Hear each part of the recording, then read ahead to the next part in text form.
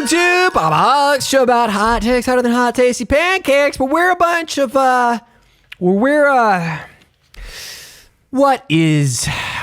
can't remember. Do you remember a time before right now? Because when I try to think back, I can only think about things recent. Is it daylight ever here? Something is amiss. This is your first time. That's called an intro of some sorts. This is Pop-O-Holics, the place that you know, where you go for the hottest, tastiest takes. I'm your host, Christian Katie, and I'm joined, as always, by these two jackasses. Jackass number 1, Chris Conkling. And number 2, Brian Dupree.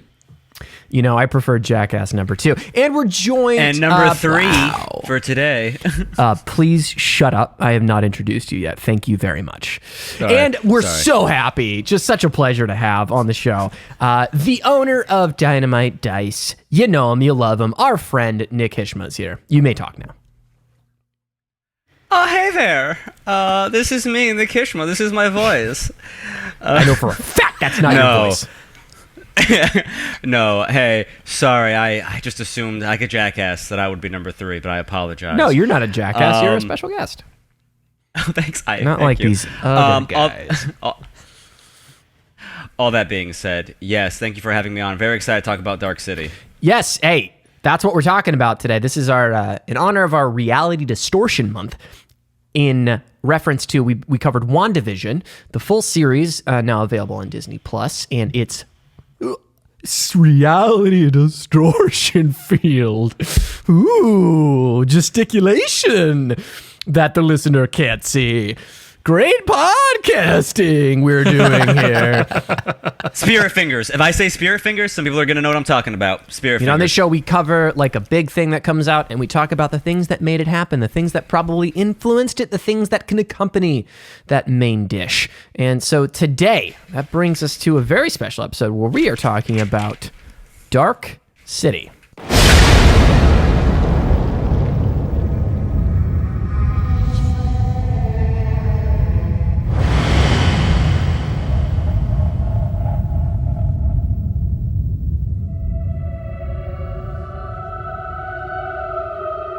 That is from the trailer of Dark City. You know, there's one theatrical trailer that I could find, and there's no dialogue in it. Very bad for podcasting, but hey, maybe that explains why this film barely made its money back at the box office.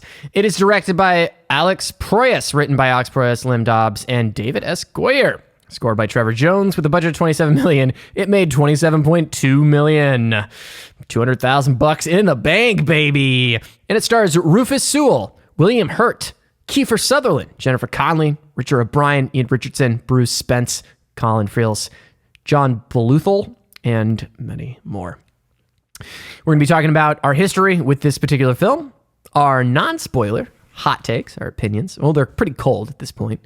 And the themes of Dark City, and compare this to WandaVision in retrospective, and our final thoughts. A pretty straightforward conversation we're going to have.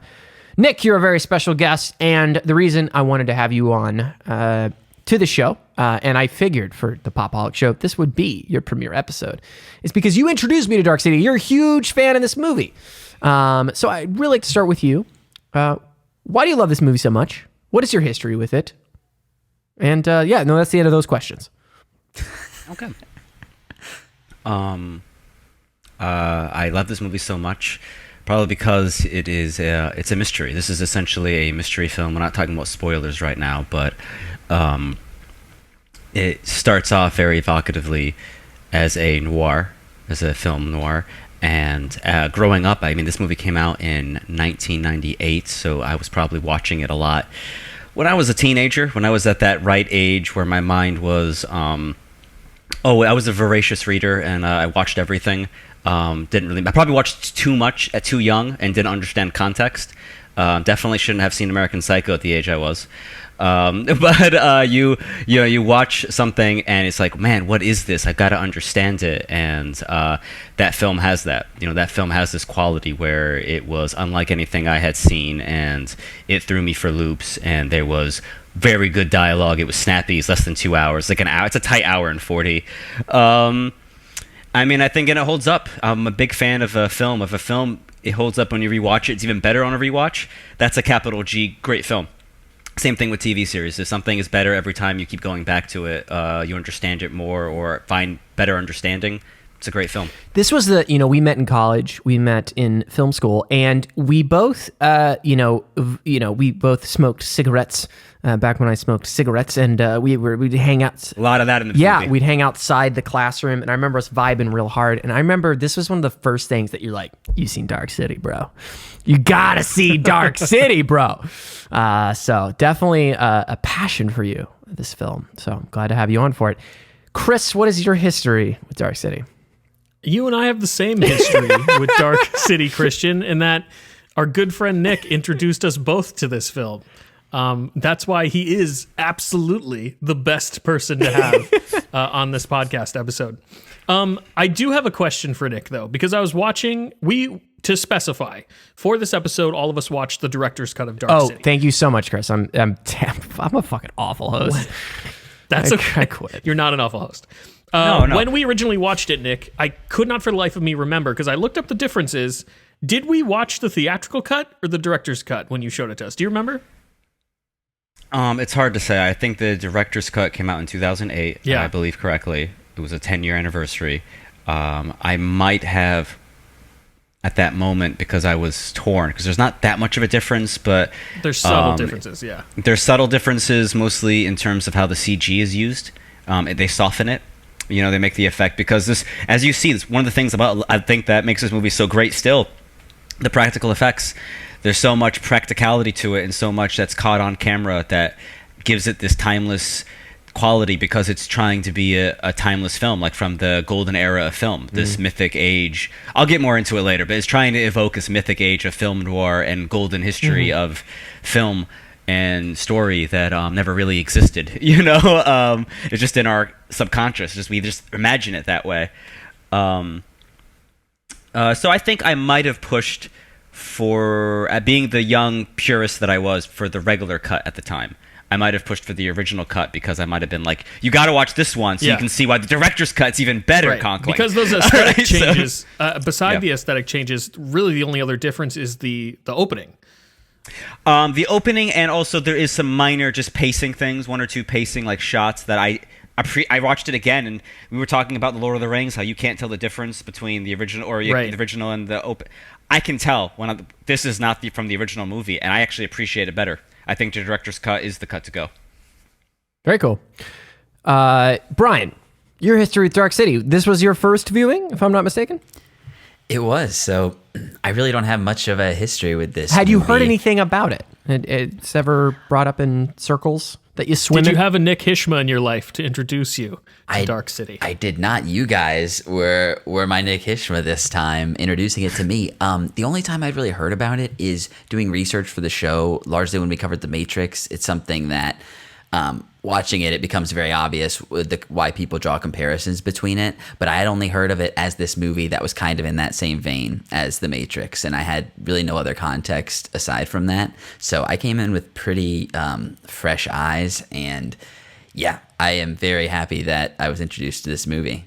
Definitely excited to get into our actual takes on it.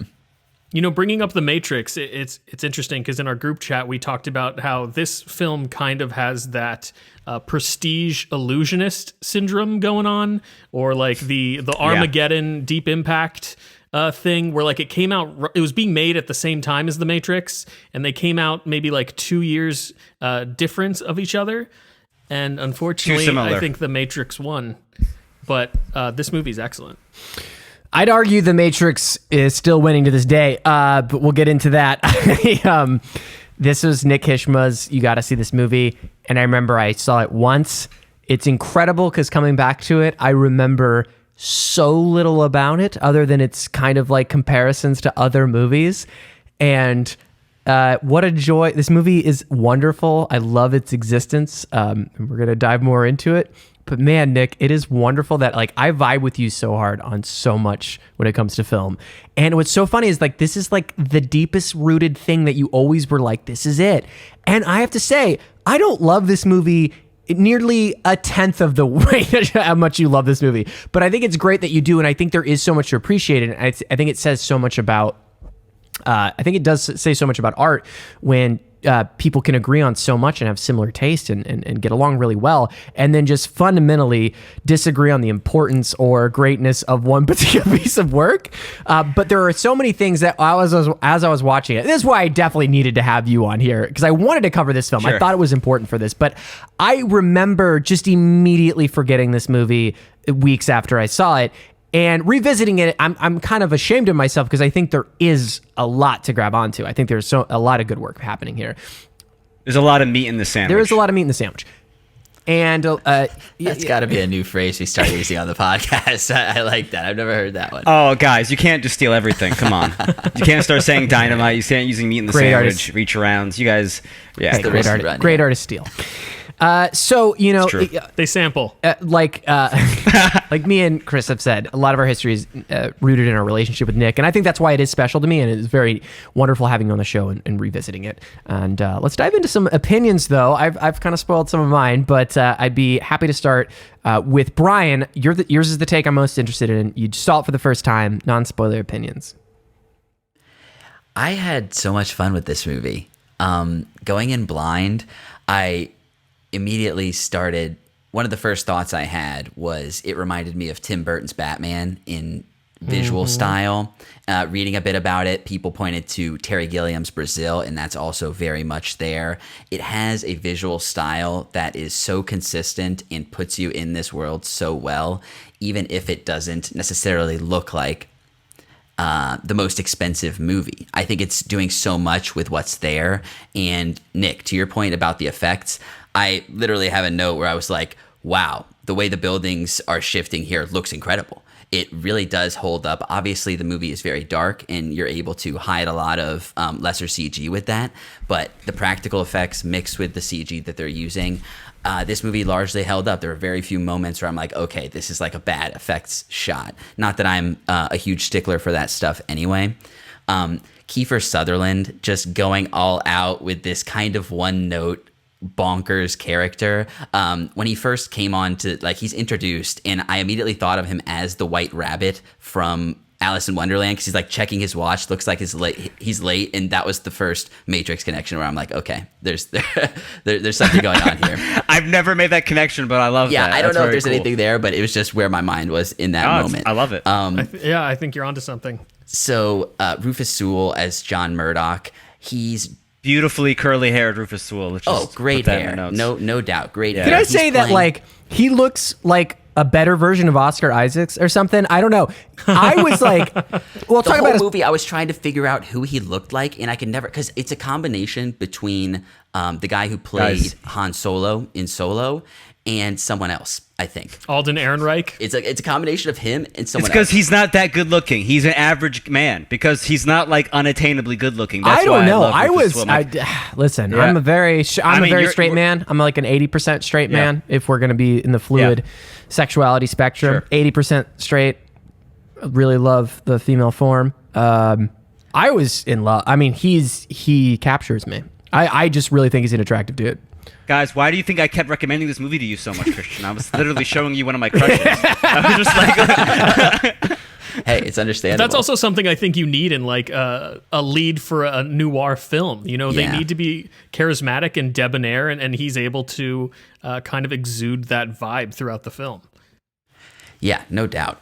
So I think the performances overall are really solid here. Jennifer Connelly, she doesn't get a ton of screen time, but she does provide some of the emotional weight of the movie, I think, and allows us to get into some of the, when the movie gets as emotional as it does, she is definitely carrying that weight.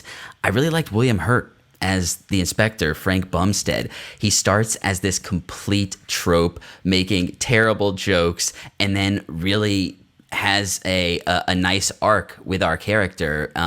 You describing this as a mystery, like a detective story, Nick. That's exactly what it is, and I think it nails that. It's playing with those tropes so well, and we'll get into how it fits into this month, but definitely feels very relevant with a lot of the stuff we've been watching lately. Aside from that, I don't think the movie nails the ending. So ultimately, I don't know if I agree with what it's trying to say. I think it kind of goes against maybe one of the something that I think would have been a stronger takeaway ultimately. But aside from that, this is a very easy recommend for me, and I will definitely be coming back to this one and showing friends it in the future, being a Nick Hishmeh for other people in the future. And there are plenty of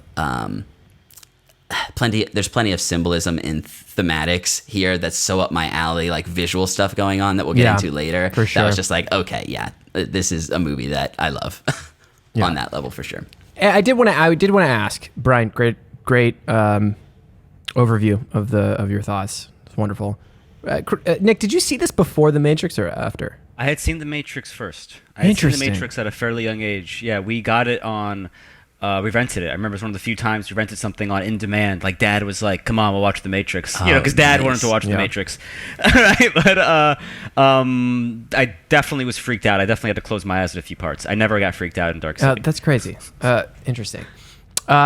Chris, let's go to your thoughts on Dark City, non-spoiler. You've seen this movie before. Were you in a similar boat to me? Did you forget a lot of this movie like I had?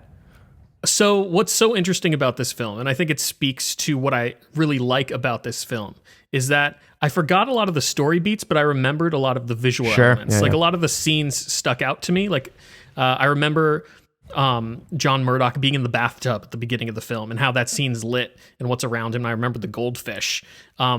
But yeah, similar to you, like a lot of the story beats were lost on me, but I think that was to my benefit during the second viewing because I got to relive the mystery a second time fresh, which was excellent. But again, yeah, one of the things that I enjoy most, and Brian and Nick have already mentioned this, but I think the visual elements of this film are so striking, and the production design really puts you in the world of the movie.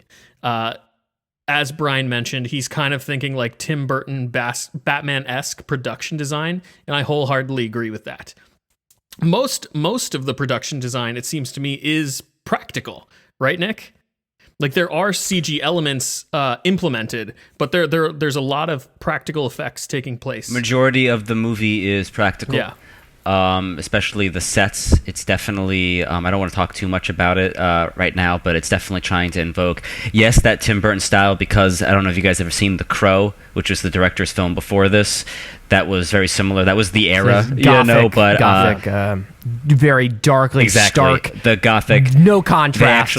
Dark and light things. No grays. It is blackness or it is illuminated, but still feels dirty. I actually learned, I studied this movie very much so. I listened to all the commentaries growing up and everything, and I really learned a lot from this movie, I felt like. And there's a lot of German expressionism. There's a lot of purposely trying to a lot of like M and Nosferatu inspired from this film. Definitely. This is very much, especially now that I'm older, I'm like, oh, this is an art project. Yeah. This is an art student making an art project who now has a budget of $27 million. That's definitely something that I enjoy most about the movie. And then secondly, I am a fan of the science fiction genre. I like a good noir flick, and this is kind of the best of both worlds. And then on top of that, what we have here in Dark City is a standalone story. Oh my God, imagine that. In a world in 2021 where we're like franchise, sequel, reboot, adaptation, we have a science fiction noir story that is contained within itself. And that's just a type of film that we don't get as much anymore. So honestly, this film had a sequel. It was Dark City 2, City Slickers. the Legend of Curly's Gold, right? The Legend. Billy Crystal plays John Murdoch's dad. It was the Legend of John Murdoch's hair. About this movie. Curly Sue. It takes place all in Shell Beach. It's actually the exact opposite of this movie. They're just Weekend at Shell man, we Beach. got to get back to the night. There's never any night in this goddamn beach. Did you notice that? It's called Light City. We built this city. I have too much vitamin D. But yeah, I appreciate that about this film, that it's standalone. John, we're so tanned. All of us, we're all so tanned. It's just gym laundry tan. It's too much, John. Sorry. Oh my. I'm a shell of my former man. So overall, just real quick, Conklin, you just said you loved it, right? I like it a lot, yeah. You liked it a lot. Okay. No, we'll make sure the difference between liked and loved. Just wanted to make sure. I will say I love this movie very much because love is a personal thing. So like I give most movies, I think if they're near perfect, a 3.5 star, like they're Roger Ebert. And if something speaks to you on that emotional level or is objectively like, hey, objectively, that was a 4-star movie, which is very rare. I think it's almost impossible to have an objectively 4-star film. There has the emotional level. Dark City has it for me. It is a mystery film first and foremost. Yes, it's a thriller. Yes, it's a sci-fi film, but really it's a philosophical question, and it does it all within a tight hour and 45 minutes. I love how you're like, me. what are your love is the Yeah. convenient. You're like, and it's like very digestible. It's great. I think that's a highlight. For He's sure. coming off That's the a huge Snyder selling cut point. here, so it's understandable for sure. It's because the tightness of script. You guys are praising the visuals, which I think deserves to be praised, and I think it should be praised. But I also love a tightness of script where I'm like, every element, it's clockwork. If you would remove some things, and the director's cut kind of fixes that pacing a little bit, but like, I don't want to spoil anything, but John is our protagonist. I think it's not so much to say he's an everyman, and I don't think it's too much of a spoiler to say he has no memory at the beginning of the movie. So the very opening line is, "I know you're confused." All right, that's the very opening line of this movie. After 5 minutes of just cinematic genius, not genius, but like cinematic, perfection. He wakes up in the bathtub. He's literally born anew. He has no memory. There is a goldfish on the floor. He saves it. Like you're just drawn immediately. Like, who is this person? His instinct is to be good. Right off the bat. But like, and then everything from that on, like the J.J. Abrams mystery box. Like this is better. Like there is. And it can't be said enough. Resolved in an hour and a half. Yeah, it cannot be said enough. No, it cannot be said enough. This is a completely, if you want to talk about mythic storytelling, this is the Joseph Campbell mythic storytelling, all within an hour, an hour and 45 minutes. This is Plato's allegory of the cave. This is every big philosophical question. Kind of all, and I will get more into it. This is a Christ analogy. This is every big Western idea smashed into here, and it's also talking about the human subconscious, possibly talking about the nature of what is your consciousness, what is your reality, what is essentially I don't want to get too much into spoiler, but the level of control in your life. So it's just a lot. It says a lot.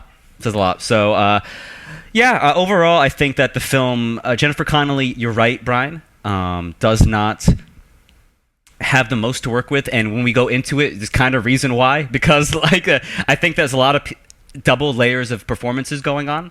I think there's not necessarily Rufus Sewell, the beautiful curly-haired Rufus Sewell, but all the other actors are having to deal with a lot of multiple layers.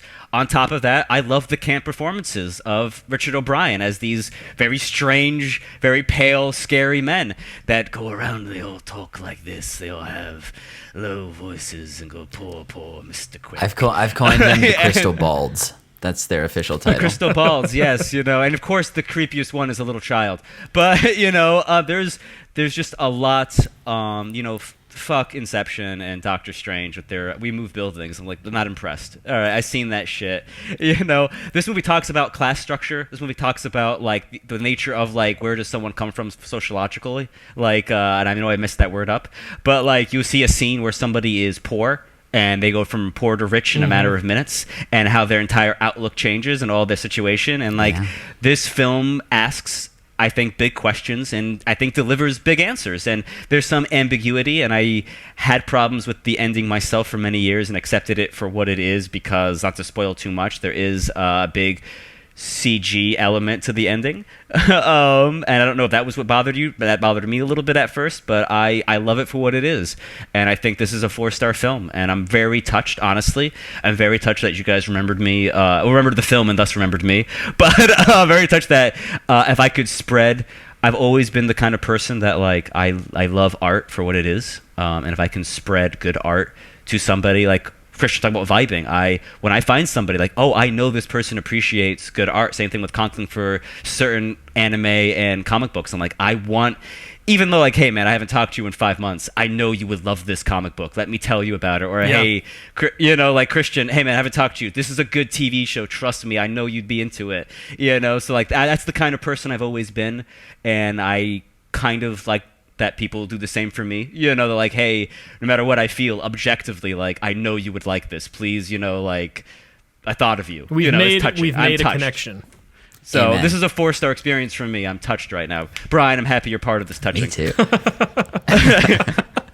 The touching. Nick, I love this movie. tuning. I love this movie so much because I don't love this movie. I love it because it's so important to you, and it's a reminder, again, how we can agree on so much stuff. But like when it comes to this movie has like zero emotional impact on me, and like nothing. I've watched it twice. I'm committed to watching it again. I will watch it again. But at neither time do I remember being emotionally invested in this film. And there's a lot of like really great stuff happening here, and I get it, but it's like the weird things that like hang you up about pictures. That's what hangs me up about this film. This film's really campy. I mean, it's pretty campy, and I think for a reason. I think for reasons, which I can go into. in spoilers. and I'm very excited to hear your opinions there. But part of the reason why, and I want to echo like all the great stuff that you guys have said, I do mostly agree with. So I'm just going to be the heel here. The Kiefer Sutherland is so miscast in this film. It is insane. He is the weakest part, and it's a tragedy. It's a tragedy upon tragedies because I love Kiefer, and I wholeheartedly disagree. oh my goodness. Well, we'll Yeah, I do want to unpack that, but I was going to let him list this. I was literally writing a list. First one, Kiefer, wrong. But go on. you know, I just recently watched, this might be recency biased for this viewing, because I recently watched Death Becomes Her. And Bruce Willis plays this very exciting, energetic, and anxiety-driven shell of a former man. And I was like, Bruce Willis is doing this so much better. And I'm talking about... And I so think like, there's a spoiler. Like they kind of try and explain. I think maybe what is partially because he is kind of one note, right? But I think he's one note for a reason that they explain later. That I was okay with it and I enjoyed his performance, but I think I understand. Right, what and you mean. I actually really like that you're arguing a metatextual element, which deals with this whole reality and memories and who people are and all this stuff. So Right. I can accept that. I just think that even at the end, I mean, as the movie progresses and more of his character is revealed, I think it gets worse. Like, I think things are like worse performatively. And for me, like, God, it pains me to say, because man, Kiefer Sutherland, 24, was like one of the first, like, this is a great long running show that you should pay attention to at 24. And he's really great in that role. And it like saddens me that like, I'm like, oh, I just wish you were anybody else. Like But that role is so drastically different from the Doctor in this film. I know. That's why I like it. And he's not doing it. Like, it's not like one of those, he's really pulling this off. So, two questions real quick. Just two questions. Who would you have preferred? Would you have preferred a Bruce Willis? Or, that's the first question. I mean, would you have seen as somebody else in a role like that? Man, like, honestly, anybody. I think of Bruce Willis Tobey first Maguire. because I'm seeing Bruce. Oh, honestly, yes. I mean, like, name an actor, and I will say, I would. Wow, you're really against it. Interesting. So I feel like, that is interesting, Brian. I don't know if I'm that vehemently against. I will say that originally the role was meant for an older man. So originally, I believe it was sent to Donald Sutherland, yes, his father. And yes, he got it. You know, and I'm with Conkling. I think because it's unconventional, because that's just a role that typically would have gone to an older, like an older British man or something like that. And instead, it went to somebody who went like a very, you say campy, like think Peter Lorre, think that like 1940s style acting. Yeah, but imagine. Yes, I love the imagine the difference. And I know it's very special to you. It's very sacred. But imagine like a Peter Sellers type like level, right? I mean, it's just like it's one of those roles that's one of the greatest actors of all time. I know, but it is something that can really change how great something is. I don't know. So that's like, for me, that was the most distracting thing, where I could just never see Kiefer Sutherland in this role, because he's trying really hard, and I think he's doing some great stuff, and I do believe he's putting his best foot forward. I just think for meta-contextual Christian, levels, it's not working. What do you mean? This can't be my only way of speaking. That's impossible. Yeah, he's constantly out of breath. Yeah, he's so breathy, and he's kind of doing a German thing at some points that kind of goes in and out. Like, because there is this Nazi scientist. It's a rather crude experiment. There's this Nazi scientist level of who he is that is not subtle. It's very on the nose, and that's I don't think it's trying to be No. subtle. Yeah, I didn't notice that dude from the beginning. Yeah, subtlety is not a part of this. Anyway, so I'm focusing really on general opinions on Kiefer Sutherland's performance, which I think is painfully not a highlight for me. I think the writing is good sometimes, but sometimes it's really bad, and maybe you'll argue it's on purpose. But so we get to points in the beginning that seem to be on the nose from someone like William Hurt's character that seem to be playing into his role and his memories, right? And that are part of his role. And as we go on, you expect those things to wither away, but there are parts where people that are not inside this reality that we're creating are saying lines that are like, well, he seems to have lost his head, his character was decapitated or whatever. I don't think that. Well, I mean, I'm paraphrasing and giving you the essence of kind of the lines that are drawn. That being said, I really love William Hurt. I think this is my favorite thing he's in. He's known probably most by our audience from a random general role. Does he have it? He has a name in the MCU, right? Thunderbolt Ross. Thunderbolt Yeah, Ross. Ross. Thaddeus Ross. Thank you, Chris. Of course, I could rely on you.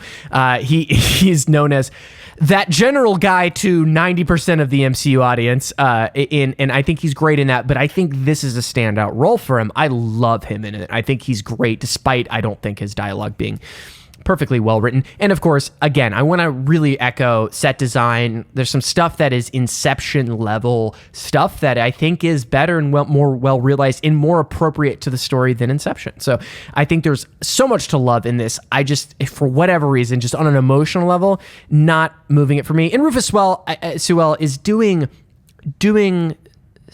he's definitely doing a thing. I don't know if it's working for me. I like Jennifer. How do you like the plot? How do you like the overall plot? We'll get into it in spoilers. I really do. I know I'm harping on Chris on this, but I think the plot, it's hard for me to contextualize being that I had seen the movie before, but at different stages of knowing what was going on.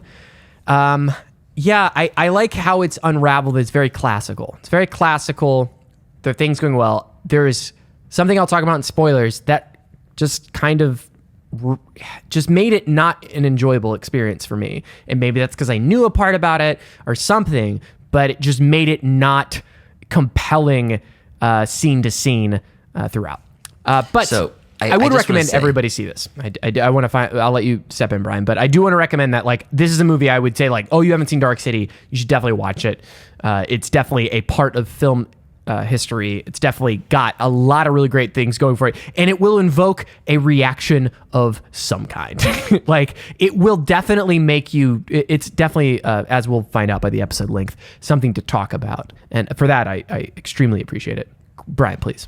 No, yeah, I just wanted to say I will forever remember this movie because at a pretty pivotal moment for our main character realizing something about what's going on, the DVD that I had purchased stopped, and then my DVD player was just going wild, wouldn't shut off, wouldn't open for multiple minutes, and yeah, I don't know if I don't know what was happening, but I had to rent this movie afterwards, so I'm always going to remember this for that experience. And then last night, the night after I watched this movie, there was a literal entire blackout of my block, and I felt like I was in Dark City because even the streetlights were out, and it was just very, very uncanny. Very, very eerie and relevant to today's episode. So I'll always remember it for the surrounding occurrences as well. Glad your power's back on, Brian. I am too. I'll be honest. The DVD had erased your DVD player's memory. I have John Murdoch in mind. That's the line you're thinking of. Okay, I love that. Yeah. I love that line. Yeah, no, there's a level of camp. So here's what we're going to say. Yeah, so I mean, are we in spoiler now? No, do the thing. We're not. No, there's a bumper. We all definitely recommend watching this film. I think it's a very interesting watch. I think there's a lot of fantastic work happening here. And as you can hear from the praise from the rest of the hosts. 4 thumbs up officially. Yeah, 4 collective thumbs up. I think you'll have a good time regardless. I enjoyed my watch through, and part of it was the biggest emotional connection was I was like, man, I remember being in college with my friend Nick. That was my emotional connection of like, these are the things Nick loves, and I love Nick. I will agree. There's not an inherent emotional connection, which we can talk more about. But I have one. I feel like because I'm so attached to, I'm a little bit more analytical. Where I get to like brainy about things. I'm like, oh, I like to dissect things a little more. Yeah, and I part of the reason I chose this one, and I remember going like, I remember not loving it, but I remember it being part of this like month's theme, and I think more people do need to see it. And I was also like, secretly, I was like, I need to get Brian's take on this movie. You guys want to know what Christian's version of was for me? It was the movie The Cell. Never seen The Cell, and you're like, Christian's like, we should watch this movie. And I was thinking about the other day, I'm like, I've never seen The Cell. Again, I need to rewatch it. This is one that he just found out. I haven't seen it recently, and I still haven't seen it. So I also haven't seen it. So I we're gonna watch it eventually. I thought about rewatching it. Well, it's funny because like I do preface it as there are some goofy shit in The Cell, but it's I think doing some elements so well. Yeah, I enjoyed it for what it was. It's not a perfect film. I would not give it the 4 stars like you give Dark City the 4 stars, but I think it's underrated, and I think anybody who's seen it and a fan of it is a pretty big fan. There's some wacky shit happening in that movie, but we're not talking about The Cell. That's for a later date. Maybe we'll have you on for our Cell revisit. Hey, maybe another horror month. Maybe another spooky Halloween horror month. So that is Dark City non-spoilers. If you haven't seen the movie yet, we're recommending it. It's a mystery box thriller with some goofy 90s Batman I wouldn't say that goofy. I wouldn't. Golly gee willikers, Murdoch. Give the man an A for effort. We're going to be moving on into our spoiler conversation of Dark City.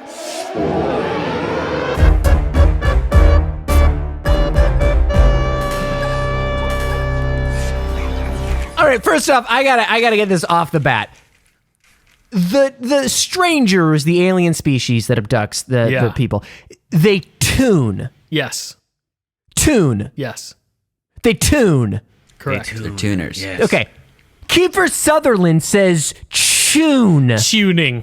He does? He says tuning. Tuning. That made me want to throw my fucking Apple That's TV the first, against like, the wall. complaint I've ever heard about that. I've never never heard recognize that. it. I did that. Listen to me, John. You have their power. You can make things happen by will alone. They call it tuning. Yeah, it didn't bother me at all. I was like, why is he saying tuning? He's tuning. Because Is this a common he's a weird accent. thing that the host does, where he brings up like the smallest possible nitpick Oh my in a god! film? It just made me mad. It just made me so mad. This is also a spoiler. Because I was googling. Well, no, it's a personal detail. No, I know. So I'm just being silly. I'm googling tuning. Is that like a British thing? Okay, and I'm not finding anything. Oh my god! Yeah, it's like, I don't think you're, because I think you're just. You're just frustrated harping because you on didn't hear it correctly. You just Yeah, gotta I feel watch like the you're harping on subtitles, it, man. yeah. Come on, get with the program. All right.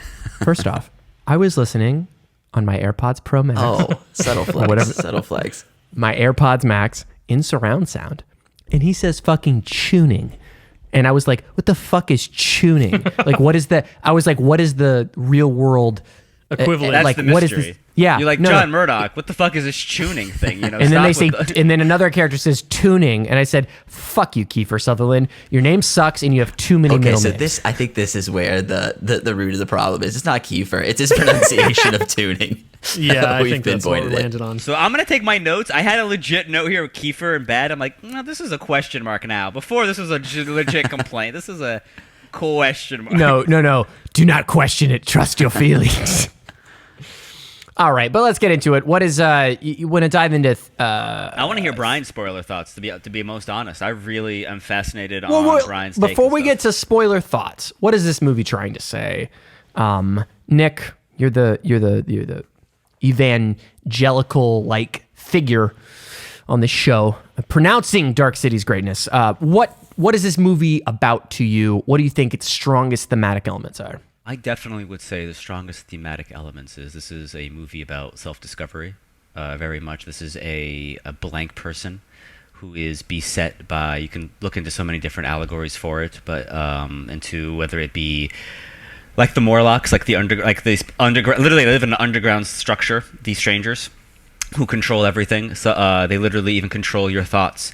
You wake up one day and you could be one person, and the next day you're a killer. So Jennifer Connelly and William Hurt, I feel like, are doing a lot with so little to play with, because I feel like William Hurt, we all agree, is a great performance, and I think it's true. I think it's so much more, as an adult, layered than I even appreciated before. Now that you know the truth, he's somebody who possibly, when you first see him in the movie, it's the first time he's playing Bumstead. Yeah. It's very possible that, he literally, like, I've seen this movie so many times, and like, how long has he been Bumstead? How long has he been, because he seems new to it, and the more he's figuring out the world, which is either inherent to his nature, or maybe it's the personality assigned to him. Kiefer Sutherland literally says, Dr. Schreber, you're intuitive and you pay attention details, but you're probably lonely. I know. I made you that way. All right. All right. And he walks off. I'm going to go do some chewing later. No, he says tooing. When he goes to do chewing, he says tooing, and when he's going to tune, he says tune. Bye-bye, Mr. Bumstead. I have to go to the pool. Anyway, so yeah, I feel like there's so many layers going on, because when you're watching him, there's so many times in this movie where the truth, the capital T truth, in terms of storytelling, in terms of... It's pronounced truth. It's pronounced truth. You have to say it like a stranger. You gotta talk with a rasp in your voice. Truth. Mr. John Murdoch, here's the truth.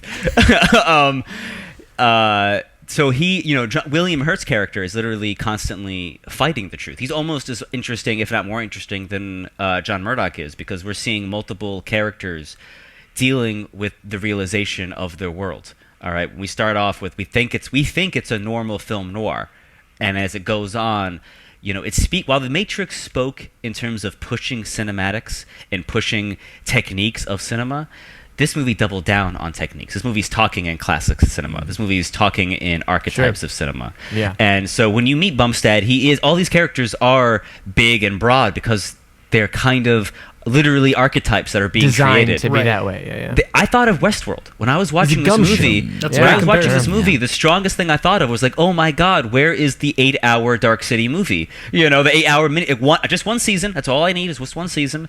And the exploration of, it's so fascinating, always been to me, because when we were in film school, I was studying sociology. I love the concept of if you take somebody and you put them in a different economic / grow up in a different town, how do they grow up differently? I see a lot of similarities in all of our personalities, but we all grew up in different backgrounds, and that inflects who we are, even though a lot of us have lots of similarities, Sure. And even just the inherent nature of a person, is how they differ. And the movie explores that through John Murdoch. We're seeing, because he's a blank person. He has no memories of what's supposed to be. So he's constantly, he's such a great character, by the way. The reason I say John Murdoch, he is blank. And we don't attach to him emotionally because we're supposed to be, he's our cipher into this world. But what you're seeing is like desire, yearning. You're seeing somebody, he's an active protagonist. He's not a superhero that waits for the bad guy to do something. He is constantly, just script writing wise, he's constantly searching and developing and pushing. Yes, he's pushing the story. He is a hero. He's going down through all the Joseph Campbell hero steps. Bumstead / Jesus allegory. Bumstead is seeing the truth constantly and constantly denying it to himself until he can't do it anymore. He's doubting and doubting until he cannot be the doubter anymore. And when you get to the moment where Schreber, the Judas, the Judas with the curly-haired Messiah, when you have when you have the three of them rowing down the boat in this city that you slowly start to realize is not a real city. Mm-hmm. It's a manufacturing. It's a construction. It's a lab rat. The lab rat we saw very early on in the movie. That's all human beings are to these creatures. Yeah, Kiefer Sutherland tells Jennifer Connelly the plot of the movie very early. Very early. That's just called good writing. But literally a foreshadowing. And the movie didn't hide it. The theme of the spiral, which is something that Conklin knows has showed up in other animes, notably Gurren Lagann. Right. But the idea of constant growth, which is the plot is, it's so insular and grows out bigger and bigger. There's so many recurring themes, both with the thematics, the imagery, the plot, and the way the characters are interacting with each other. Because at certain points, they start realizing their own emotions in the role they're stuck in. And I think that's where it gets really interesting, where Jennifer Connelly, while not having a lot, she's looking. There's a moment, that great scene where I feel like that is the biggest. She's the heart of the movie, you know. So Christian, if you didn't have that big emotional moment, I don't blame you, because it's kind of keyed around one or two moments. No, I always loved Jennifer Connelly, and I loved her every scene, and I was like, you're the woman of my dreams, and Very your much. love for me, it pulls my heartstrings. Definitely. That's agreed. amazing with her singing jazz too. I was just like, yeah. oh please, heartstrings. In the original cut, they had someone else sing. They didn't use her voice. I thought, and by the way, which is a travesty, because I think she sings wonderful in this movie. She does, yeah. But it's so hollow. You watch that singing, her eyes seem almost like, where is she? Like, she seems off in a daze, and it could be because, she's this lover, you know, I'm this beautiful singer caught up in this, you know, poorly written drama, because it's a poorly written drama. Head in the clouds. And in reality, you know, Yeah, it's soulless. It's a little soulless, which is... Well, she may have Exactly, just woken exactly. up into this persona, you know? and that's the beauty. There's so much the actor has to play with. I feel like as that I'm older and know the truth of the movie, I'm like, I appreciate some performances, and because the movie is so tight, it doesn't give a lot for Jennifer Connelly to work with, because inherently there is no other female character. That is the problem where movies inherently only have one female character. It's all put on her. Oh, there's the one lady whose face goes back into the pie. No, And there's the a hooker. woman who's the hooker. And here's the thing: in another life, she might have played the hooker. You know, because there's a moment where like she seems to be like just shows up there.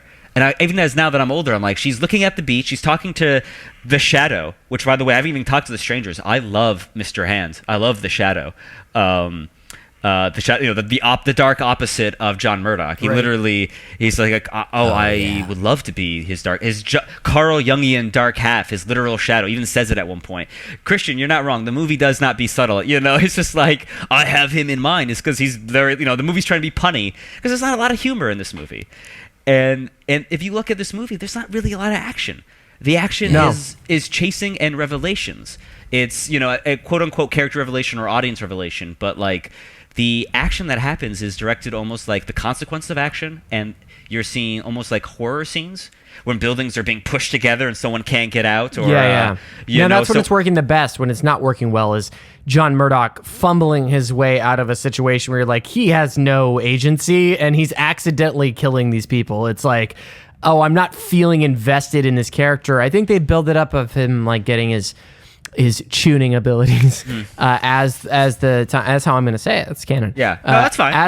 As the movie goes on, I think it develops it better and feels more natural and makes more sense and retrospectively feels better. So that is to its credit. But I think in the moment, you know, if you think of the first action scene, it's on the clock tower, which is like a cool idea, but it feels all very happenstance. And it's not on like Shell Beach. He goes to a Shell Beach board. It's waving at him.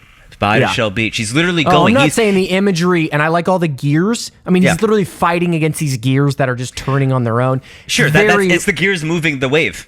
It's not a clock tower. I'm saying it's just sorry. Go on. I'm sorry. I'm sorry to say clock tower. I meant to. Well, it's operating like a clock because of the gears. That's what I was getting to. But you corrected me correctly. But the scene, the way it plays out in the moment of watching it is all very like John Murdoch being like, whoa, whoa, whoa, whoa, and things happening. And that doesn't feel good from a let me invest in this character trying to survive this encounter. It works for the story, but maybe there's a way to do it better. I'm not a skilled enough artist to tell you how to do that, but I can say in the watching it, you're just kind of like, it feels like things are happening to him and things are just happening happenstance rather than it engaging in the plot and the drama of that character. I agree with you. You're not agreeing emotionally, and the difference between me and you, the subtle difference in our personalities, is that because there's so much information being delivered in that moment. Somebody's thrown overboard, and later on we see him fly up. So like, oh, these creatures, without having any dialogue to explain it, we know they can fly. They defy physics. You know, we're just introduced to these things, and so much is being developed and entertained. We know, okay, there's a Shell Beach out there. This is something he's drawn to. Like, so much is being fed to me on an intellectual, analytical level, which maybe is not the best way to approach a movie. And I'm not saying this movie is all mental. It's not all cerebral. There's a big cerebral element, but I feel like it does hit on the right emotional elements when it needs to. Right. And maybe that's not the most emotional gripping, your terms are right, in terms of plot for you, and not for everyone in general. And because I see it's legit criticism, I do, however, believe that as overall character is just being mostly a cipher for the audience is propulsive, at least compared to you see other big budget superhero movies and or action movies that have established characters, and they're sort of like, well, we wait for the villains to do stuff and then we react, all the Vin Diesel Fast and Furious movies, like any kind of big action movie. And this is not necessarily an action movie, but I feel like he's at least compelling. If maybe not emotionally, I feel like I'm compelled, and whether it be my man crush or whatever, just because I think the opening shot is so evocative, and I'm just drawn in by the way he wears that coat. I feel like he really knows how to work that coat, so that's where I'm going to leave it. That's a nice coat. Referencing another David Goyer film. It just seems a lot of the action pieces, as far as like in comparison to the Matrix. Matrix feels purposeful, driven. There's a drama just within the action scene. You could put on a Matrix action scene to someone who hasn't seen it, and they would understand the emotional connection of the character, what their goals are, and that conflict. In this film, it all feels very incidental, and for a purpose. I think, to your point, it reiterizes like what those characters are going through, and I think the Matrix is talking in terms of kung fu movie, and this movie is talking in terms of cinematic classics, from the 40s. There weren't a lot of kung fu scenes in Humphrey Bogart movies. So, I mean, I understand where you're coming from as a lover of anime. Yeah, I wish there was like a lot more, anime or like Eastern action influence that was happening in that scene.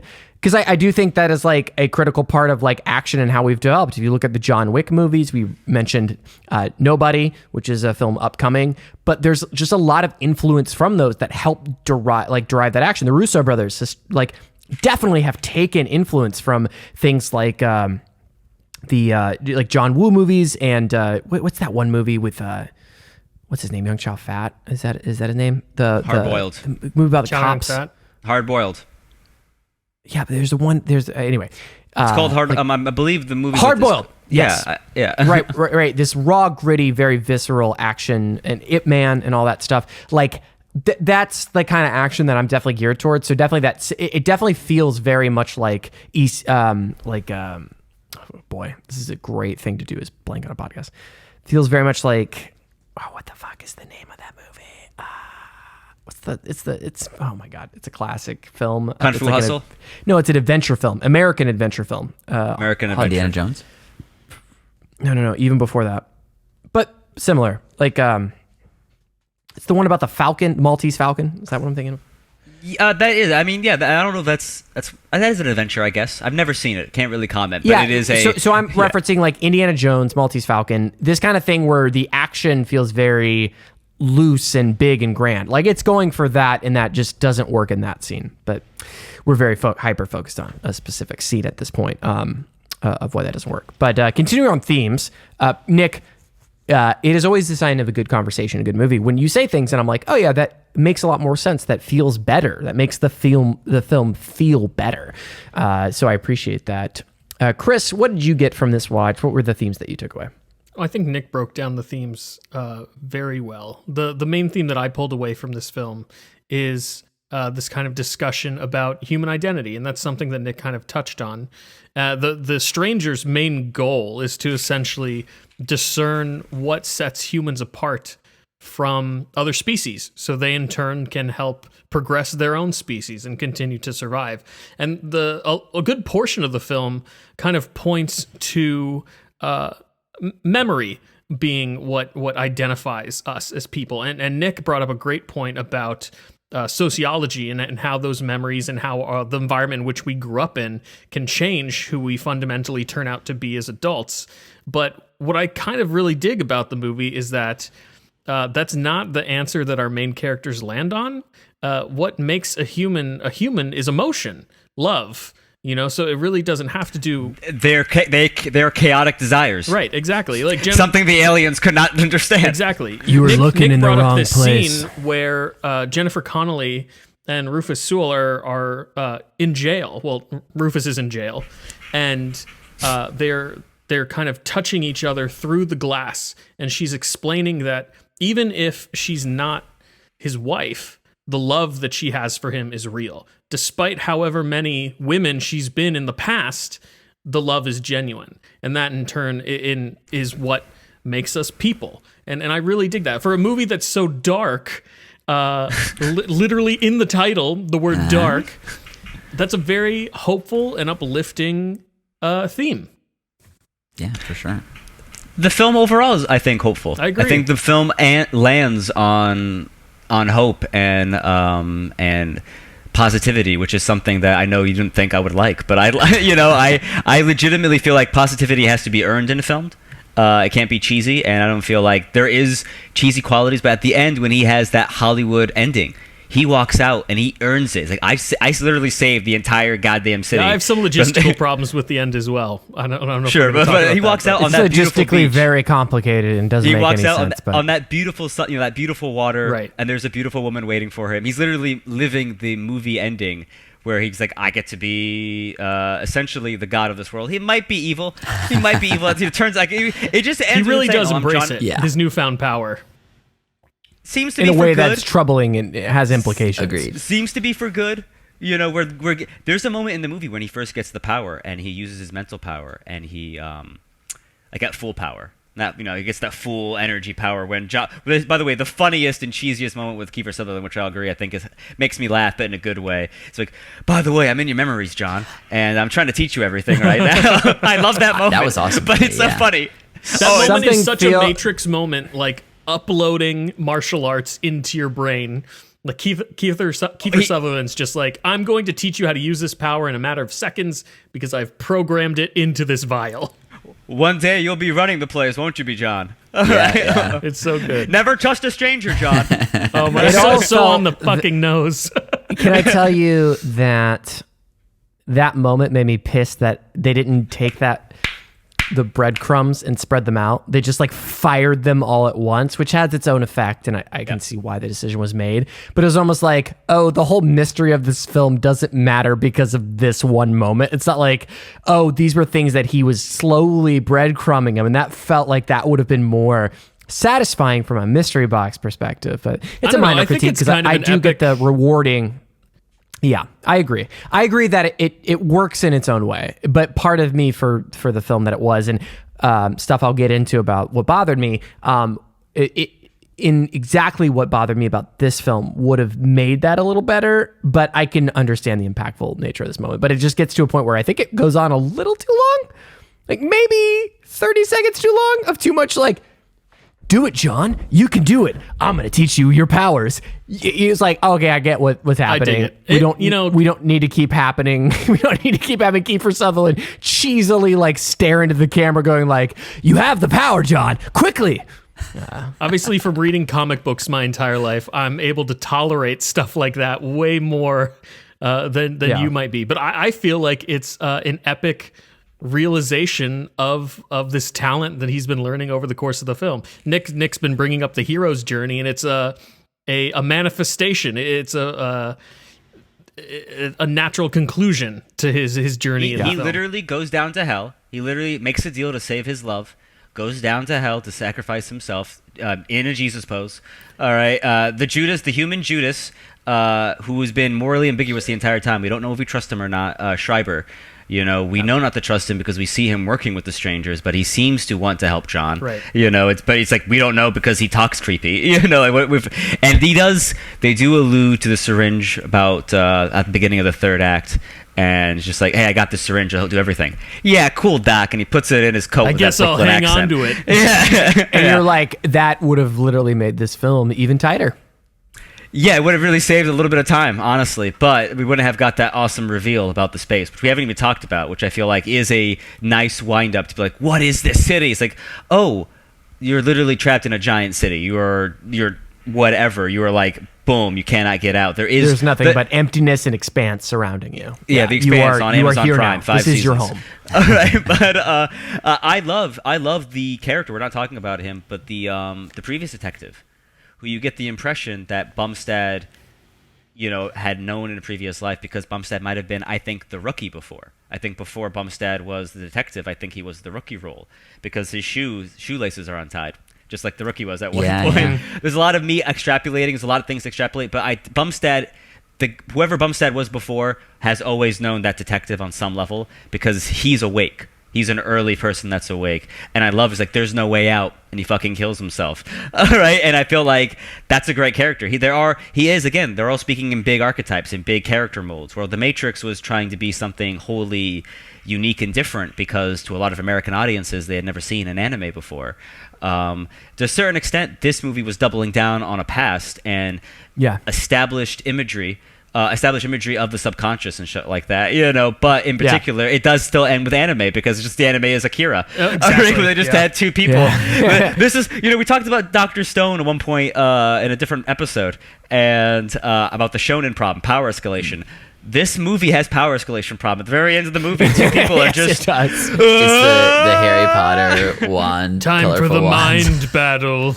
Yeah, they just throw things at each other. It's very cool, and this is something that I alluded to earlier. For a moment, we're not sure if he's good or bad, because he gets free, and he frees Dr. Schreber, and he gives this very evil grin. This Rufus Sewell, just for a moment, I appreciated it this time in the movie, because I've seen it so many times.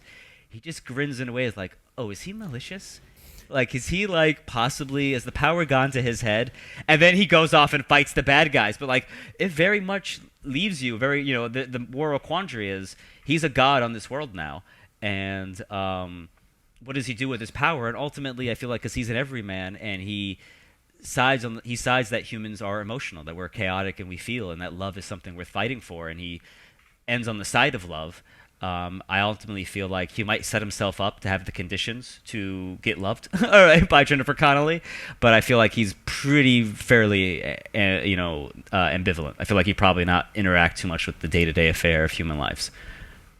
That's just me extrapolating. Like a Dr. Manhattan-esque. Yeah. Chris, you were talking about memory. I think what's really interesting about this is, like you said, it's really showing that memories are actually the thing that's hampering our main character from finding out what makes himself human. Those are the things that are those trappings in the perceived past, the potential illusion of memory, is what is holding them back from waking up to the reality that they're in. And that's something that is a really cool take. I think the main theme and symbology that stood out to me was this idea of the third eye. So the pineal gland is historically, for many, like thousands of years before they called it the pineal gland, this has been a part of the body where people thought was spiritually important. Rene Descartes, who is notorious for trying to figure out and define a proof for God, thought that the soul resided in the pineal gland. This movie literally tells us that they got it wrong and it's not actually there, which I appreciated. It's kind of, I think, something that I agree with or tend to agree with is, if something like the soul exists, it wouldn't reside in one physical location in your body, because it transcends the physical. That's the whole idea, right? So the fact that what ultimately makes him is he's a blank slate and he comes into the world and creates. And I think that's kind of the ultimate thing that defines humanity, is our ability to be aware of the system we're in and work to constantly change it. I didn't think about the spiral as constant growth, Nick, but it makes perfect sense and really gets to the heart of what this movie is trying to say about what humanity is, I think.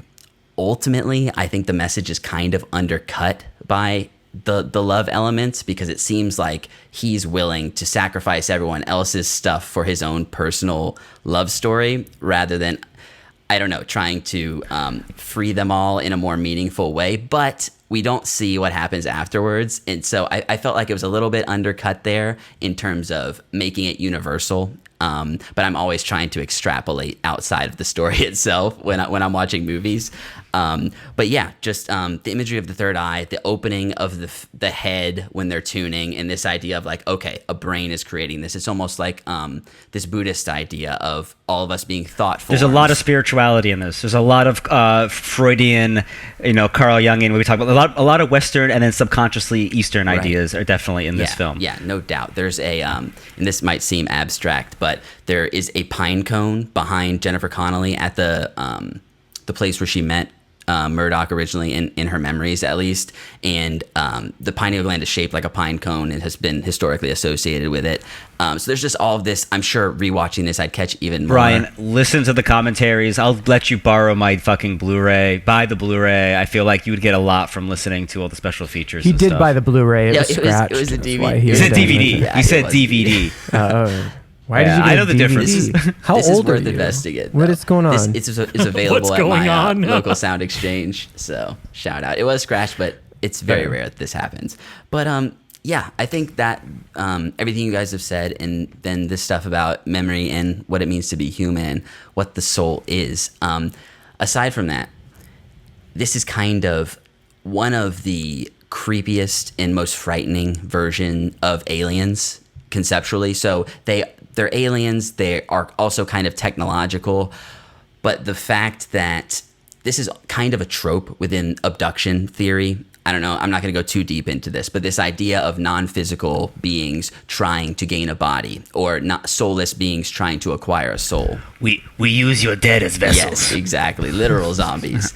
I think there's some really interesting stuff that's happening there. I think ultimately I don't want to extrapolate outside of it. Yeah, I'm not going to. There's a lot of Nosferatu vibe. They look like yeah, they Nosferatu. absolutely There's a look like lot that. Yeah, of it's very that, vampiric, yeah. that like subconscious, that very like late 1800s, early 1900s Jewish, German, psychological discovery vibe of like Yeah. what makes us afraid of Yeah. things. Tall, scary, pale men. We're all terrified. The kid of also them. bites Murdoch at some point and draws blood, and I was like, okay, yeah, they're also kind of vampires. But yeah, I think that conceptually was very interesting and frightening, even though the whole self-contained thing, I do appreciate that it's self-contained. I think the whole floating in space total thing that's not Earth, maybe Earth doesn't even exist in this place as far as we know it. We don't know. It makes it not as applicable to draw big universal things from it. But I think ultimately, because I'm thinking about these things while watching it, the job gets done. You guys bring up a lot of really great things, and leading into the Nosferatu evil Jew conspiracy thought is that this movie seemed very a meritocracy to me. This is what I would Brian, you joked about the themes, and I had responded that this film's about I sent a the meritocracy. Giorgio aliens meme. I was like, what are the themes of this? Aliens. Aliens. And this movie screamed to me, and maybe I'm way off base. I think you guys make a lot of great points, and you could definitely take it this way, but maybe it's where we're at in society, that like if this movie was made today and I watched it, I'd be like, this person is saying that like Jews run everything and the only thing that can survive is our individualism. I was like, that is exactly what I got from watching it, was that Wow, there's you- evil secret socialist society that runs everything, and our individualism and our inability to like collectively think will save us. And I don't know why that's what I got from it, but it seemed like they were demonizing socialism and demonizing like collective will to accomplish things, and was like, no, what makes us is us. So fuck you. I'm going to be my own person. You can't tell me what to think. That's what I got from this movie. Am I crazy? Am I wrong for seeing this? And it may be like a bunch of things, but this felt like a very conservative movie. Is that nuts? I mean, the strangers do they have a hive mind? Yes. They're Memory, They at least. share consciousness. If eventually everyone will know everything, within each other. So I mean, I could see that kind of like stealing of individuality Christian. So I don't can really see where you necessarily could see get how the to strangers there. are Jewish. No, I I don't don't think get there that was either, anything. but- I didn't read it as coded that way, but No, Yeah. I didn't necessarily see it as coded that way. I think the reason I identified with this is because there is this Nosferatu thing, which was in response to, That movie did xenophobia, set right? stereotypical Of the other, tropes. Right, sure, right. And this is borrowing that. So there's There that is going in definitely, my I think, the theme of not the theme of, I guess, socialism has definitely been around for a long time. But there's people definitely- running things, mysterious creatures in the night that are changing everything around us and making us think we are who we You ever are. read The but Time really- Machine? By H.G. Wells. Yeah, H.G. Wells. There's creatures called the Eloys and the Morlocks. On top are the Eloys, completely unaware and a blissful life, and underneath in the underground are the Morlocks. Right. They are the ugly people who work hard and keep them nice and fat for the slaughter. And that's technically, some people argue that is a message on, I think, communism or socialism. I think communism. And you could read that. There's definitely people, I think it's a very political reading, and I don't really read political intentions in this film. I don't think, because it's not invoking anything political. Nick, you I don't told think me to read this even movie with a particular set of eyes, and I think Christian took that to heart. And yeah, you're right. I made a passing joke to Palestine. Everyone, look up Palestine sometime. Really open your eyes. But otherwise, yeah, no, I don't really feel like there's really that kind of allegory. But you're not crazy, because in the commentaries on special features of this Blu-ray, they do talk about, there is a sect of people that feel this is actually talking about when the Jews came to America and they took control of the studio system. They created a studio system, really, in America. Oh my gosh. And the strangers are the studio heads, the executives, and they're creating these stories. Like, there is a granted, this is a conservative minority that see that and the view citizens that. are playing roles. Let's just say They're all the flat actors of the earthers studio love system. this movie, as well as their associated. Oh yes, there's a lot of people I know who are like. I was mind blown. I was just like, oh, okay, it's just legitimate flat Earth. Yeah, basically the basis of your reality is wrong. People underneath the ground are changing it, and they're lying to you, and you need to not be a sheeple. That is like, I was like, this movie is fodder This for... movie complains with the conspiracy, yeah. This is a conspiracy person's wet dream. They fucking... Or nightmare. You don't get it, Nick. I was one of the strangers, man. I was one of those guys, man, until I got off the acid. Anyway. Oh God. So, maybe it's just like the 2021 lens that I watched it through in reaction, but it felt very much like Makes it timeless. Someone who is... Yes, and I think timeless... I think that there's lots of content, especially as big as this is, from its ideas, that you can frame in a lot of different ways. But I think that was like the biggest thing that was definitely turning me off, was like, this seems like a hyper conservative film about like how the world works. And maybe that's nothing the film is actually trying to say, but it definitely felt like there was enough imagery, there was enough like talking about individualism versus collectivism. I mean, that's just an argument we're having about like, you can't take my rights away to wear a mask because you tell me to. There's all these evil entities controlling things. That's the analogy that I derive from watching this movie, which is like, don't let your collective good thought harm who I really am on the inside, which is just a part of another collective ideology, right? It's not like an actual individual thought. It's part of another collection. So I disagree with that, but there definitely, I feel like certain people can watch this movie. You might be overlooking the fact that this movie is also about the search of truth.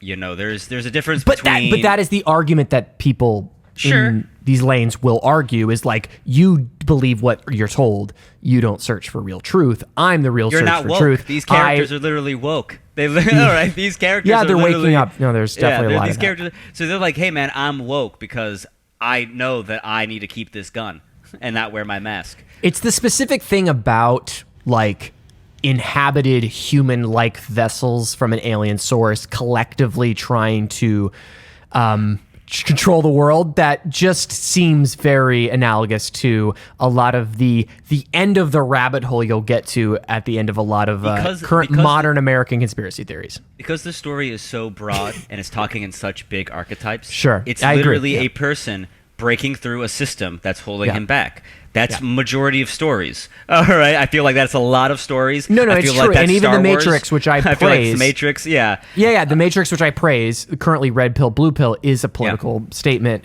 even at this point. So people have always looked at it, and like, I mean, Hunger Games was so big how long ago? Because that was a huge thing about people starting against that political culture of the time or whatever. Well, and was the antithesis of Battle Royale. Yeah, exactly. Yes, that too.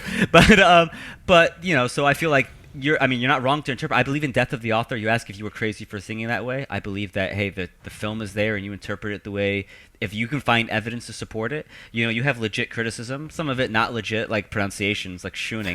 But other than more like legit, like your emotional. That's a new pronunciation. You just pronounced it even differently than Kiefer Sutherland. Shooting an exam. That's a Naruto reference. Right? Good. That was for one listener. Yep, it was Conquer. Danny Lopez, you're welcome. No, because I said it wrong. Specifically for you.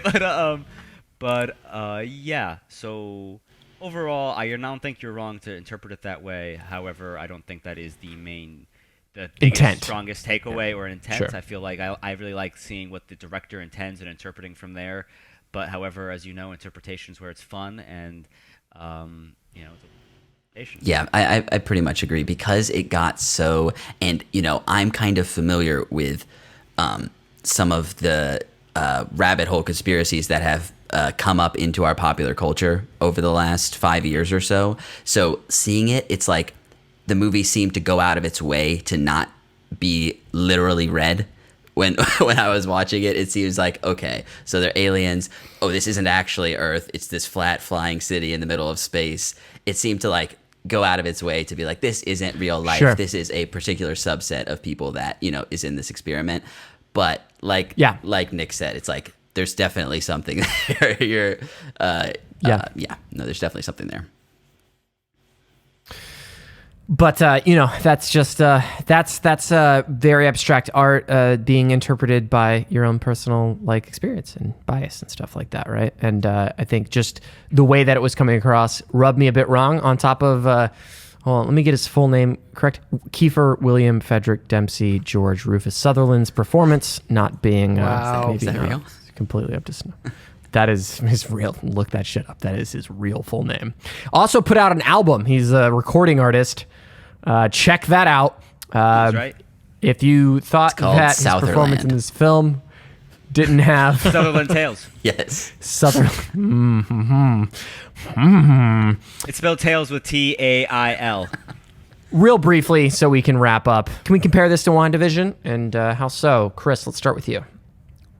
WandaVision has questions of identity as well, and we've determined that a portion of this film's themes are also identity. In more literal terms, the strangers end up shifting the reality that these people live in overnight, which Wanda does as well in Westview. Yeah. She'll completely shift the decade that all the Westview citizens are experiencing. She also kind of resets some of their memories at night. The citizens don't always seem to be the same people, considering they have to be residents of different eras. So I think you can draw some comparisons there. I know we were struggling a little bit prior to recording this. We were like, what does Dark City have in common with WandaVision? But I do think there are some parallels to be drawn. I was joking with Brian and Christian in a more ridiculous sense. Jennifer Connelly's married to Paul Bettany. There you go. There's a connection. What do you guys think? Oh, good for Paul Bettany. So Good for Paul. I'm so Great, happy for you, Paul. I think, like you said, changing things overnight, changing characters, people trapped in roles that aren't themselves. Obviously, the level of awareness in WandaVision, they are still kind of conscious in a way that in this movie, they're fully unaware of the changes happening day to day, where our characters over time seem to break out of it a bit in WandaVision, or be aware on some level, even if they're get outed, like they are aware of what's going on. I love that new verb. At their Brian. deepest level, get outed. Get outed. Aside from that, there is a kind of magical element. They call it tuning. There is a machine aspect, but it is ultimately like psychic abilities that are being channeled and accentuated through these machines. So definitely some underlying kind of supernatural stuff that they're playing with there as well. I didn't see too much more than that, personally, in comparison to WandaVision. I think that Rufus and even William Hurt's character, as they're going along, I feel like Vision is a good parallel with these characters of realizing where they are and who they are. I think that's a pretty strong comparison. That's spot on. And they play with memory and identity and all that. So I think that was the strongest comparison I saw. other than obviously the changing frequently of what's around you and just like accepting that and being controlled by those underground secret people that control things on a They're collective the crystal basis. balls, Christian. Call them by their Or as I like to call them, the U.S. government. Nick, to my knowledge, you have not seen WandaVision, correct? Yeah, no, I've no comparison. I can only compare this movie to like The Matrix. But anyway, that's a whole podcast in itself. I'm gonna say I haven't seen WandaVision. Thanks for the spoiler. If anything, I'm more interested to see it now. All right, than I was before. I was just gonna give it a customary couple months and watch it whenever I felt like it. That being said, I like this movie, Dark City, a lot. Wait, did I spoil WandaVision? Did we spoil WandaVision for you? I mean, yeah, We you are guys speaking started kinda talking loose. about changing memories and. I Sorry. apologize. Yeah, I mean, dude, don't even worry about. Do you see? Look into my eyes. Do you see tears? I Do you even see I told feelings? you, you're very dark right now. I can only Do see you your even eyes. see feelings? I'm dead inside like Jennifer Connelly. Anyway, Here's a jazz ballad. When you are near actually, I love the song they play. It's when the marimba starts to play, dance with me, oh baby, make your sway. It's good. It's a good song. It is very, very good. good. All right, final thoughts on Night City. I mean, Midnight Dark Night. City. Dark Night Night City. Town. Dayless. Light Town. Taylor City, La Taylor City. Twilight Suburb. By the way, WandaVision dies. So in concluding, The character WandaVision. the character WandaVision is no more. Dark City, final thoughts. Floor The is open. 90s were a time in film Weird. that I don't think we've gotten back to in terms of like the concepts that people are so often trying to deal with. And it's kind of mind-blowing going back to, like, we're covering 3 movies from 1998 this month that all have really interesting stuff to say about reality, about our culture and the world generally.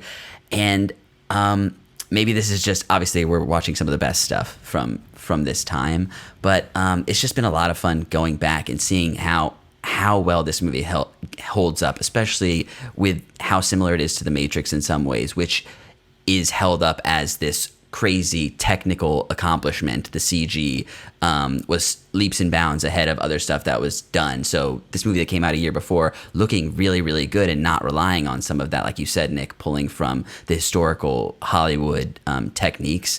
It does feel timeless in a way. And I can't not recommend this one, even though, like we've talked about, maybe the emotional weight isn't there as much, but I honestly think the emotional weight will get better with rewatch for me. Knowing how the movie plays out now, I'm really interested to see the nuance of their performance in new ways. Just from our conversation here on the show, you can see that this film invokes a lot of different types of themes and thought and discussion, and I think that in and of itself is a reason why you should watch this movie. That, and who doesn't want to compare this to The Matrix? I do. Indeed. Nick. In The Matrix, Morpheus sits in a chair and says, "Hey man, let me tell you all this exposition." In this movie, you see it happen. All right, you see the buildings is change better. and like, It is let's better. figure it out. Double Anyway. down. And That is a better storytelling technique. Anyway, so just a shot fired, for the comparison between the two. Boom, boom, boom, motherfucker. All that being said, hey, it's a good movie. That's it. I think I said it all. I have 3 pages of paper of notes over here that I covered about half of it, and I'm like, let's not go too crazy on them. So overall, I mean, you guys brought up shit I haven't thought of. Flat earthers, secret Jews controlling the government. I really These are all like the things- combo, the secret Jew flat earthers. I think that's the best. That's the best theory about this movie. And they also know Taoist philosophy to be able to bend reality with their thoughts. Right. These are Taoist Jews. So we have to be really careful. All right, but I'm probably pushing the boundary of what can be said on a podcast. I'm real sorry. There is no boundary. We can attest to that. Well, I heard your Guillermo del Toro impression. I realized there's no boundary. I do not know what you are talking that about. wasn't an invitation to bring it back. I would Guillermo. like It would be the to. opposite. Can you imagine Guillermo del Toro's Dark City? That would actually be pretty cool. Guillermo, I love your shape of water. Can you show me the shape of your L's? Let me show you the shape of a dark water. A movie with Jennifer Connelly. Jennifer Connelly was in a movie called Dark City. She was in the sequel Dark Water. That's canon. All right, this won't stand. This is wonderful. Thank you guys for having me for Dark City. It's been an absolute blast. I'm happy you guys experienced. Brian, have you experienced something that's brand new? Me too. Yeah. Thank you for the initial recommendation.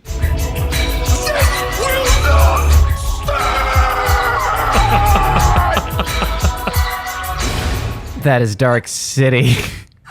In all seriousness, thank you for coming on the show, Nick. Yeah. It was really fun having you on. I hope we can have you on again.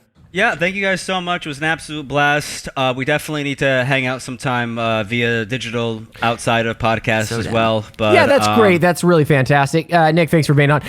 Chris, what's coming up next episode on the Pop-O-Holics? Next week, Christian, we're leaving 1998 behind us, and we're traveling back a little bit further to 1977 for Eraserhead. Brian is so fucking excited. Oh, yes. I'm very excited. Brian brought it up, and I levied very hard. I was like, we need to see this because I have never seen this film. I've only heard things, and I'm very excited. And it's I just want to I'm ready for an hour and a half podcast, and an hour and 15 minutes of it is just Brian telling us what the fuck is going on in Eraserhead. Oh, no. And I'm very Nobody excited. knows, but that's why it's great. Fantastic. I'm going to come back and be like, I'm pretty sure this is a message about socialism and how it's ruining a meritocracy. The secret Jews. Those secret Jews. Gosh. Nick, thank you so much for being on the show. We do need to hang out in the RL as this pandemic is left behind in the dust. And why don't you tell the listeners more about Dynamite Dice? So yes, Dynamite Dice. It's I live in the Port Charlotte. If you're in Florida, in the Port Charlotte, Punta Gorda, Northport area, I do I'm a game master services. I host events and do games of that nature. If you like tabletop, I'm your guy. I can help you out and facilitate that game. That being said, I'm also having a game night April 15th at the Cava Culture Cava Bar. There are a bunch of these places all over Florida. I believe there's one in Tampa and Cape Coral. There's one in Port Charlotte. Come on by that night and we'll play some games, have some fun, and I might have some giveaways, some free prizes and whatnot. I'm working on it. So everyone, have a wonderful tuning. Good. Also, kid friendly. Children welcome. Not at the Cava Bar. I think Cava's. It's not an illegal substance. You have to be of a I think you have to be 18 or something. I'm not sure. Yeah. Don't quote I'm me not on going that. to. Yeah. I mean, they can sit outside and listen to the bongo drums. You know, Yeah. there's a lot of guys with guitars there. You know, you can just listen to the music. There you go. Yeah. Nick, it's wonderful to have you. You're a wonderful DM from what I hear. So everybody that's in the Port Charlotte or surrounding areas, consider hiring Nick to host your D&D campaign. He's there for it. Thank you so much for being here. It was wonderful. Chris, Brian, where can people find more of your work on the onlines? Loyal listeners, you can find me on Twitter at Chris Conkling, talking about all things nerdy. And you can find me at True Pop-O-Holic. And you can find me trying to learn how to use Twitter. At Christian Katie. Almost forgot the important part there. And you can find my music at Midnight Satire. Search for Midnight Satire on your favorite streaming platform to hear all my musical stylings. Big things are coming. Oh, the big things are going to drop. Get hyped. That'll do it for this episode. Chris, what are we talking about next week? I believe I already answered Oh, this question. we already covered that 100%. Sorry, someone has been fucking with my memories. I'm going to search down below and see who's really in control of things. It's probably It's going to be the AOC. white guys. It's going to be tall white men that are really controlling everything. Yeah, but I think it's that Puerto Rican congresswoman from New York. Yeah, she's the one that's tuning everything. And all that, and that old Bernie Sanders Hey, just real socialism quick. nonsense. I forgot to say, if you guys want to go on Facebook and just like Dynamite Dice page, that'd be cool. Anyway, Oh, yeah, that was for it. sure. Yeah. Check Yeah. it out. I'm working on the tags. Working on them plugs. That'll do it for this wonderful, very tight episode of Very concise.